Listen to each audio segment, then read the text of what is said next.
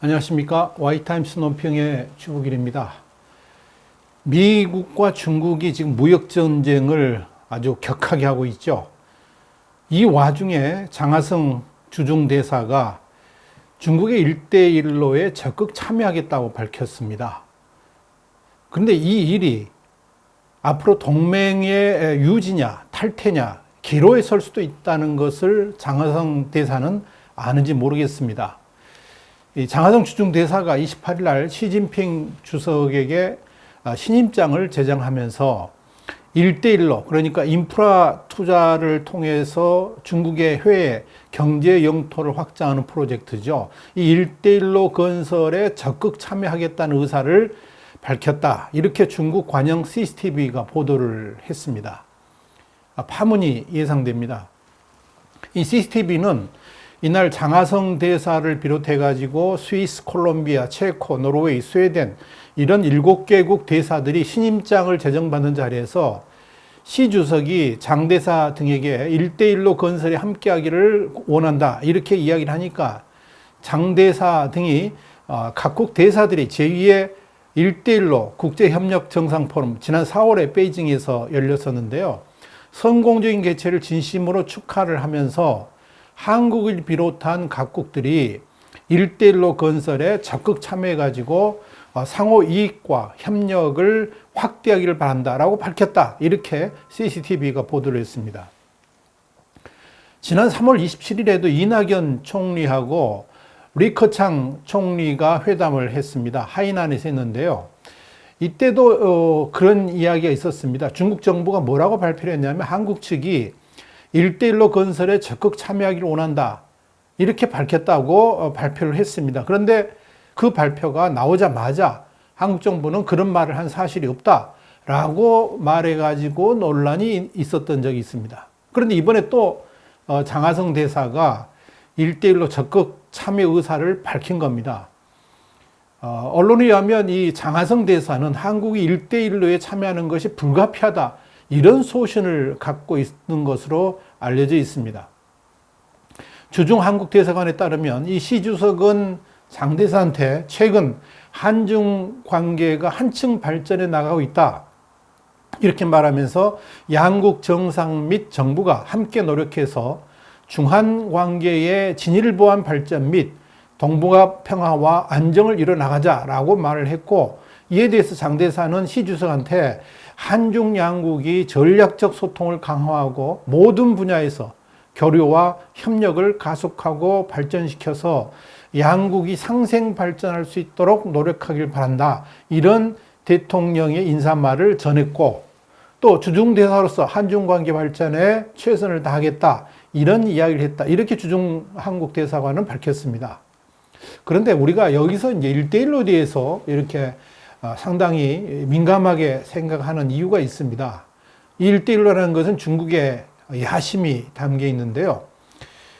원래 1대1로 계획에서는 한반도가 배제되었습니다. 그런데 이제 지난 9월에 북중 접경 지역이죠. 랴오닝성의 단둥을 관문 삼아가지고 1대1로를 한반도로 확대하겠다는 계획을 처음 공개를 했습니다. 그러면서 이게 이제 한국을 1대1로에 끌어들이겠다는 전략이 본격화가 된 겁니다. 그동안 이 1대1로하고 이제 연관되어 있는 국가, 연선 국가라고 그러는데요. 64개국입니다. 지난해 이제 9월 달에 한국이 추가가 된 겁니다. 근데 여기서 눈여겨봐야 될 것은 한국을 추가한 것은 중국의 중앙정부가 넣은 것이 아니고요. 랴오닝성의 발표로서 추가가 됐다는 점입니다. 이건 상당히 다양한 정치적인 해석을 낳을 수 있는 배경이 됩니다. 중국의 랴오닝성 정부는 지난해 9월 달에 단둥을 관문으로 한반도 내륙으로 1대1로를 연결한다. 이렇게 발표를 했습니다. 그러면서 단둥과 평양과 서울과 부산을 철도와 도로 통신망으로 상호 연결하겠다. 이렇게 밝혔습니다. 지금 화면에 지도가 보이시죠? 저런 식으로 연결하겠다는 이야기입니다. 중국 정부는 남부 항구로 직통하는 것이라고 설명해가지고 1대1로를 태평양으로 확장하기 위해서 부산까지 뻗어나가겠다는 의도를 드러낸 것으로 해석됩니다. 이와 함께 이 신호주가 포함된 단둥 평양 도로 건설 계획도 밝혔습니다. 그런데 중국의 1대1로 한반도 확장 계획은 문재인 정부가 구상하는 한반도 신경제 지도, 여기 이제 서울과 평양, 신우주, 단동 고속철도 연결 계획이 있거든요. 이거하고 겹쳐가지고 주목을 받았습니다. 당연히 문재인 정부 입장에서는 반대할 소지가 없는 거죠. 역으로 중국이 이 신경제 지도를, 문재인 정부의 신경제 지도를 1대1로에 흡수할 수도 있다. 그런 보관을 가지고 랴오닝성이 그런 발표를 한 것이 아닌가, 이제 그렇게 해석도 할 수가 있을 것 같습니다. 근데 문제는 이 중국의 1대1로 계획을 미국이 강력하게 비판하고 있다는 점입니다. 미국의 태도가 지금 상당히 중요합니다.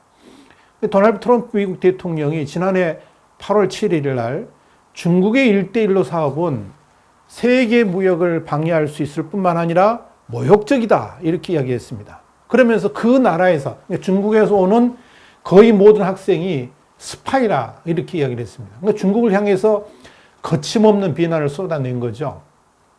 그러면서 미국은 이 중국의 1대1로 전략에 맞서서 인도 태평양 전략을 본격화하겠다라고 이야기를 했습니다. 그러니까 서태평양에서 인도양 서쪽 아프리카까지 자유롭고 열린 질서를 추구하겠다. 이것이 바로 인도 태평양 전략의 핵심입니다. 이런 이제 1대1로에 대한 미국의 본심은 지난해 5월 태평양 사령부를 인도 태평양 사령부로 개편을 했지 않습니까? 여기서 분명히 드러납니다. 그 당시에 매티스 미 국방장관이 중국은 1대1로, 그러니까 1대1로인데 원벨트 원로드죠. 그런데 인도 태평양은 다대다로라, many belts, many roads, 이렇게 선언한 바 있습니다. 또 2주 후에는 중국 모델은 다른 나라들에게 조공국이 되길 원하는 명왕조 같다라고 일갈한 바도 있습니다. 그러니까 중국이 다른 나라에 막대한 부채를 안기는 수탈적 경제를 이 1대1로에서 활용하고 있다는 게 미국의 시각입니다.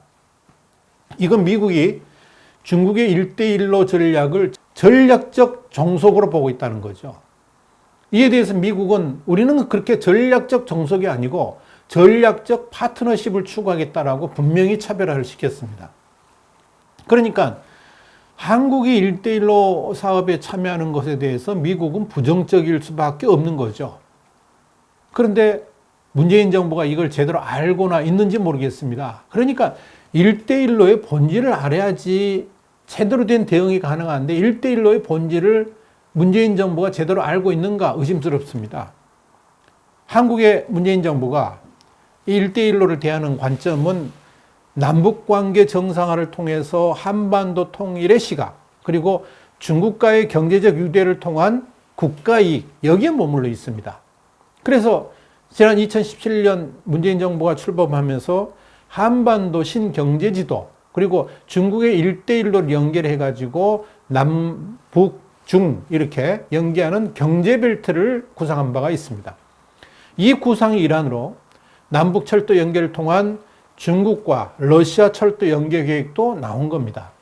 그런데 문재인 정부의 이런 구상은 1대1로의 본질을 보지 못하고 밖으로 드러나 있는 구상에만 천착한 단견이라 이렇게 말씀드릴 수 있습니다.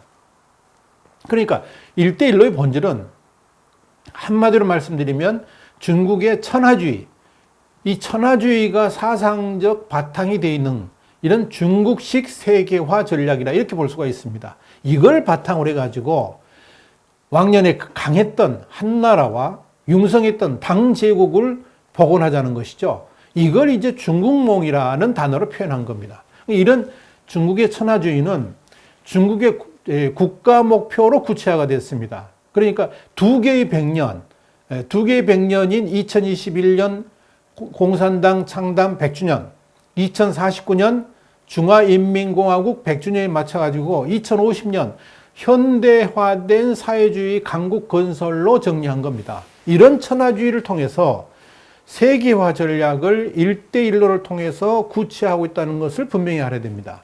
이렇게 중국의 야심이 1대1로에 들어가 있기 때문에 지금 1대1로 참여 국가들에서 파열음이 나타나고 있는 겁니다. 그러니까 1대1로가 미국이 추구하는 세계화 방식하고는 분명히 다릅니다. 그러니까 중국이 1대1로는 경제를 정속화하는 방식으로 가는 겁니다. 그러다 보니까 문제들이 발생하는 거죠. 간단하게 정리하자면 미국이 제2차 세계대전 직후에 유럽 복구를 위해서 추진했던 마샬 플랜은 이게 1대1로 하고는 완전히 성격이 다릅니다. 당시에 미국은 전쟁으로 피폐해진 유럽 국가의 재건을 돕기 위해서 아무 조건 없이 자금을 지원했습니다. 그런데 중국이 1대1로는 중화제국 부활 프로젝트의 일환으로서 추진하다 보니까 중국의 국유은행을 통해서 자본을 빌려주고 거기에 또 인프라를 구축하는 방식을 택했습니다. 결국 여기에 참여한 78개국 가운데 상당수가 빚을 질 수밖에 없는 그런 덫에 걸려가지고 허우적거리는 현상으로 나타나고 있는 겁니다. 그러다 보니까 인프라 사업을 통해서 경제 발전을 기대를 했는데 정작 중국산 기자재만 쓰고 중국 건설회사가 건설하고 운영도 상당 기간 중국이 하는 이걸 이제 차이나 스탠다드라고 그러는데 여기에 걸려가지고 지원을 받는 나라들 그건 거의 이제 남는 게 없는 거죠. 여기에 중국이 제공한 자금을 중국이 다시 가져감으로 인해 가지고 자신들한테는 결국 부채만 남는 현실을 목도하게 되는 겁니다. 우리 와이타임스 신문에서 작년 8월 19일 날 바로 이 기사를 실은 적이 있습니다. 1대1로 곳곳에서 파열음이 나는 이유 이걸 실었는데요.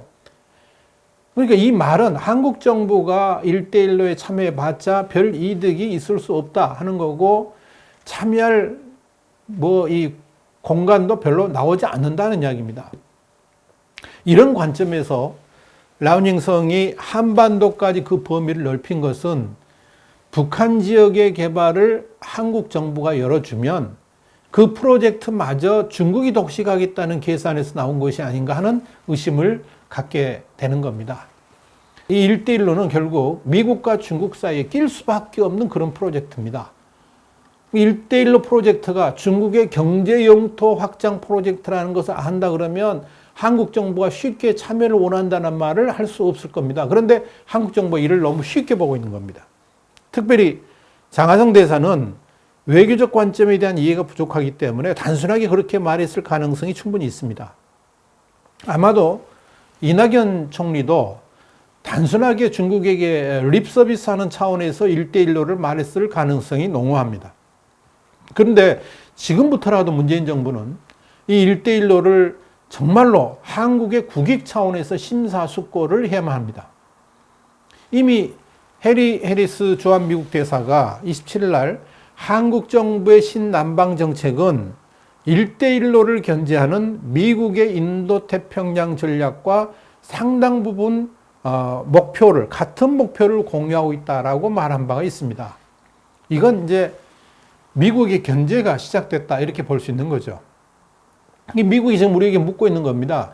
중국의 1대1로 이니셔티브하고 미국과 일본이 공동으로 주도하는 인도태평양 전략 사이에서 한국의 입장은 무엇인가? 이걸 묻고 있는 겁니다. 이건 그냥 입을 다물고 있다 그래서 해결될 일이 아닙니다. 그러니까 다시 한번 이야기하자면 중국이냐 한미일 동맹이냐 둘 중에 하나를 선택하라는 겁니다. 그러니까 지금 문재인 정부는 화웨이 문제 때문에 중국의 압박을 받고 있죠. 그런데 미국이 이 화웨이를 걸고 넘어진 것은 중국이 5G 시대를 주도하지 못하도록 하겠다는 의지도 있고요. 앞으로의 기술 및 군사 경쟁을 미국이 주도하겠다는 분명한 목표가 있습니다. 이건 설사 트럼프 대통령이 내년에 선거에서 재선을 못한다 할지라도 미국의 핵심 정책으로 지속될 가능성이 굉장히 높습니다. 이미 이 반 화웨이 동맹에 영국과 호주, 캐나다 등이 동참을 했습니다. 그리고 지금 중국하고 한참 관계 개선에 열중하고 있는 일본도 이 반 화웨이 동맹에 끼어들었습니다. 특별히 중국의 아시아 인프라 투자은행 AIIB 있죠. 이 AIIB 설립에 적극 참여했던 영국마저도 반 화웨이 동맹에 참여했다는 것은 아주 중요한 의미를 던져주는 겁니다. 지금 국제 정세에서는 중간은 없습니다. 적당히 입 다물고 대충 넘기려고 해서는 안 된다는 겁니다. 그럼 어떻게 해야 될까요? 지난 16일 날 트럼프 대통령의 중국 화해에 대한 조치는 이미 세계가 교류가 있는 신냉전 체제에 들어섰다는 것을 의미하는 겁니다. 그렇다면 문재인 정부는 이 하웨이 문제나 1대1로 문제에 있어서 미국 편에 쓸 거냐, 그러니까 다시 한번 말씀드리자면 한미일 동맹 편에 쓸 거냐, 아니면 중국 편에 설 것이냐, 동맹을 고수할 것이냐, 아니면 동맹에서 탈퇴할 것이냐, 선택의 기로에 서 있는 겁니다. 답은 간단하죠. 누가 생각하든 이건 답은 간단한 겁니다. 사실 이건 선택 자체가 필요 없는 거 아니겠습니까? 답은 이미 나와 있는데 문재인 정부는 확실한 의사표명 없이 그저 입을 다물고 있으려 할 것으로 보입니다. 그런데 분명히 알아야 될 것은 침묵도 또 다른 의사표명입니다. 이 침묵을 한다는 것은 뭐냐면 동맹 노선에서 이탈하겠다는 표시로 일본이나 미국은 받아들일 겁니다. 그렇게 되면 북한 비핵화는 물론이고 다른 외교적 사항까지도 한국 정부는 고립을 면하지 못하게 될 겁니다. 외교적 갈라파고스가 될 것이다. 완전히 외교적 고립 상태로 빠질 것이라 하는 이야기입니다. 이건 어저께 저희 와이타임스 논평에서 충분히 말씀드린 바 있습니다. 지금이야말로 국익 외교가 절실합니다. 그런데 지금 외교부는 한미 정상간 통화 유출 사건에 온통 관심을 쏟고 있고 이 통화 내용 유출이 마치 무슨 한미 간 외교에 엄청난 영향을 주는 것처럼 확대 해석하는데 급급하고 있는 겁니다. 뭘 해야 될지 모르는 겁니다. 하는 말이 있죠. 지금 무엇이 중요한디? 그러잖아요. 딱 그게 뭐가 중요한지를 모르는 거예요. 큰일입니다. 정말 큰일입니다. 이렇게 국익 외교가 무엇인지도 모르는 문외한들한테 나라를 맡겼다는 것이 정말 큰일입니다.